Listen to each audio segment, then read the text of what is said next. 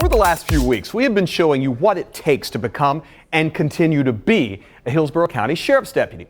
Last week, remember, we showed you the live fire shoot house. That's a building at the Walter C. Heinrich Practical Training Center in Lithia. It's designed so that the instructors can look down and see if the deputies and the recruits are doing what they need to be doing while using their weapons. And it is a great teaching tool. Well, this morning, we're going to show you the next step in that training. A state-of-the-art shooting simulator, 5 screens with 300 degrees of action. Very new, quite expensive, but priceless. And Major Chad wanted me to experience it, a host of scenarios. In this case, I'm the backup to a call involving a neighbor who has gone into someone's home. The lesson here, you just never know. He has a gun. Hey guys, who's Tom?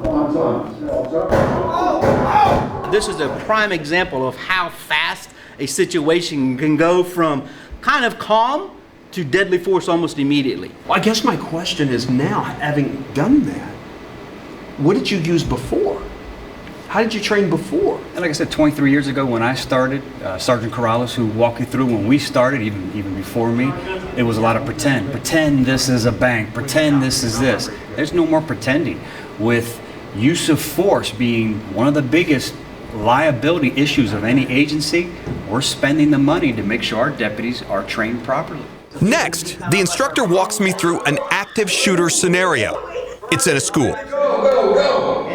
Right away, you question everything. Who are the people in this video? Are they the good guys or the bad? Students running for their lives or a shooter? Oh, God. Please help us! They went to the library! Throughout this, you learn to appreciate those split-second decisions, those that can mean the difference between life and death, yours or theirs. This is the place to make the mistakes, Russell, not on the street when it's real life. And as you saw, this is very real life. Drop the gun! Drop the gun! Drop the